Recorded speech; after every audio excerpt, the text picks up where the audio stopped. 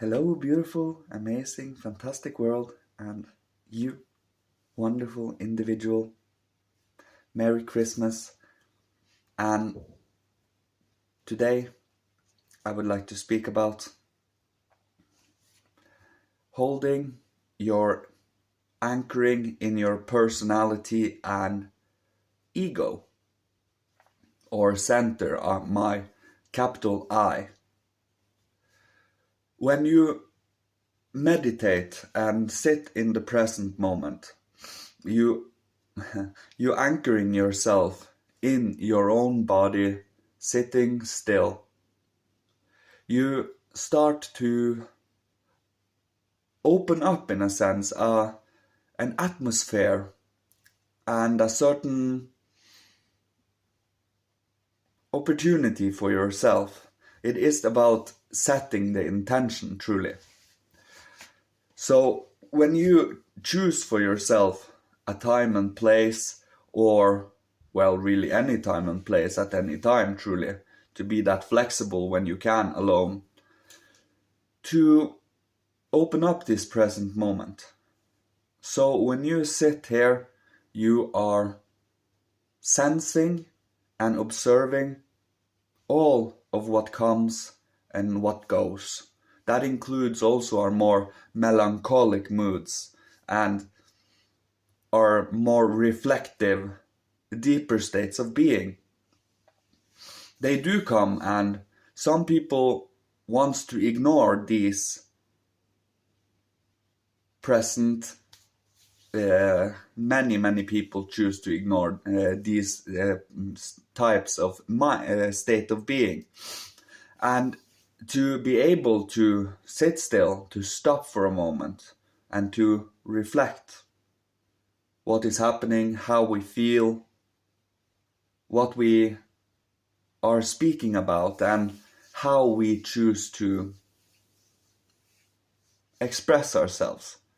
Sometimes it is very hard because not always are we in full control of what we express, and especially when we are speaking to, let's say, people we know already and have known for many years, and you have been changing consciously and developing and unfolding your own soul and spirit, maturing yourself and deepening your own understanding for this reality.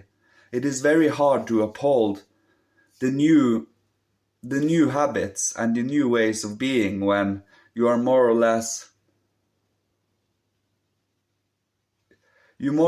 have to fall back into a certain role unless you make constant conflict and discomfort. You see where I'm coming from. And of course, these conflicts and discomforts truly are just rattling of emotions that should have been taken care of long ago. There are many deep laying hidden emotions and memories and certain shadows that we truly should grab a hold of and have a look at. And when we are with karmic situations and karmic relationships that comes and goes, things that flares up in passion and then falls away just as fast.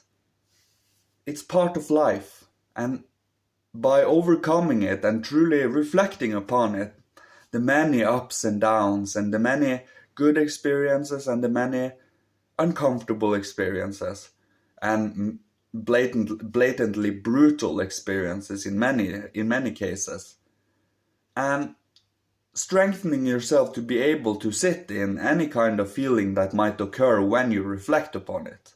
When you do, you can handle yourself, anchoring yourself in your center. When you can anchoring yourself, you are becoming more a personality that is following the universal and the spiritual morals of life. Because if you are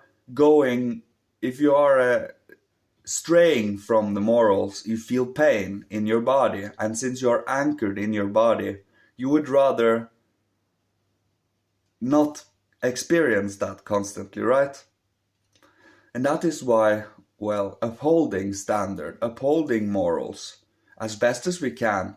And as I said, karmic situation might occur, but we take them, and experience them with grace, because we know in the end that when this is done, we have made amends for what happened a lifetime ago, or maybe many lifetimes ago, that didn't resolve itself in the end. So karmic situations is always a blessing.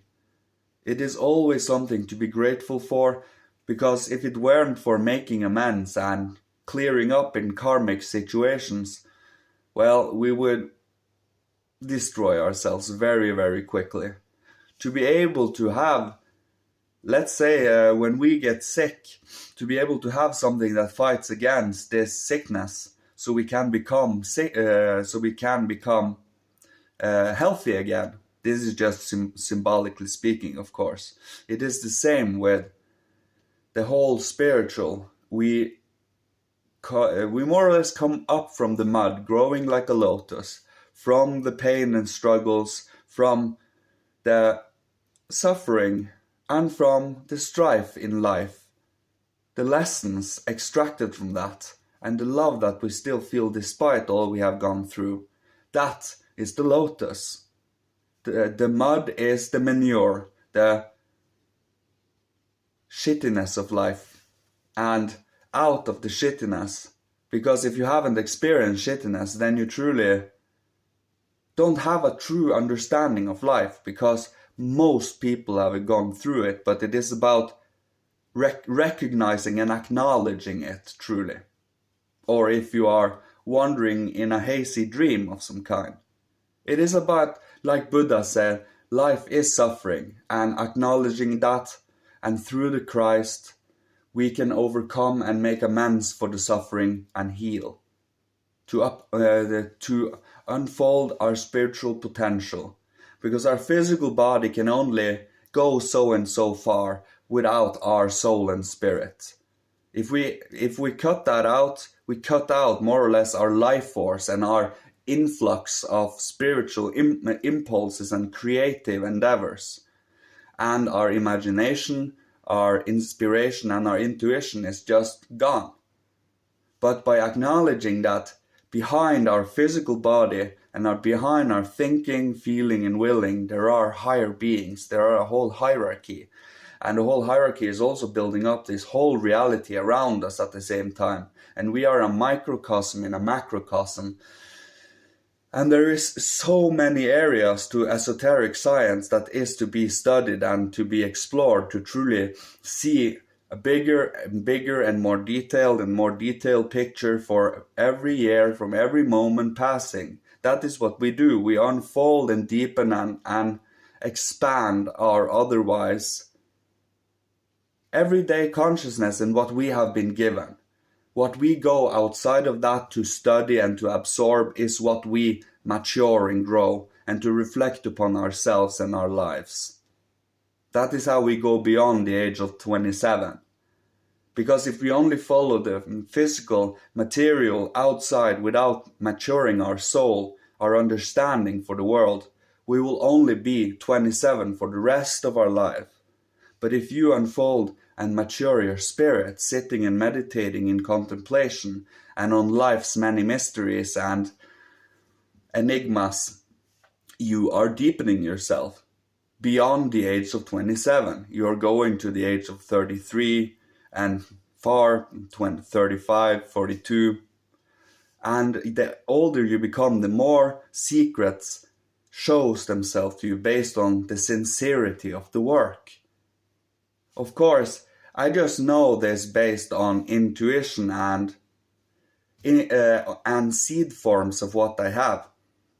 But I can speak about it in a sense because I have seen the unfoldment from these periods of my earlier life, and I can relate and compare them to future. It will happen different things in the future, of course, but there is unfoldment in the past too that has come to where I am now. So what I am doing now, and in trust and faith, I am unfolding the future. It is about the sincerity of the work. So by strengthening yourself in your personality and in your ego, purifying your moral sense, your compass for morals, so that you truly feel it in your body and your soul. So that is when you truly have become aware of the spiritual world constantly in flux in our emotional realm. They can also be awakened in our intellectual realm, in our thinking. But it is about using our ego, our center, to think about divine things, spiritual concepts, and immersing ourselves in it, pictures and feelings of it. If we do not touch upon our thinking, feeling, or willing with our conscious mind, with our conscious eye, we will never be able to unfold them in a true way, in a lotus way, like the lotus. By you using your ego, you drag the thinking out of the mud, the feeling out of the mud, and the willing out of the mud. That is what you use your ego for. Your ego is the sun that grows the lotus out of the mud. The sun, your ego. So, I think this was everything. I love you all. It was good to film a video again. So nice to have inspiration. And it was a nice Christmas. It is a very earthly time. Very earthly. And one can appreciate that once a year, you know? So when we get more to Easter, that will be a more spiritual time. And yeah, I love you all. Thank you. May Father, the Holy Spirit, and Christ protect you, guide you, and may you unfold your spiritual path that you have been set out to do. And may you unfold your personality even deeper. I love you all. Thank you so much. Goodbye.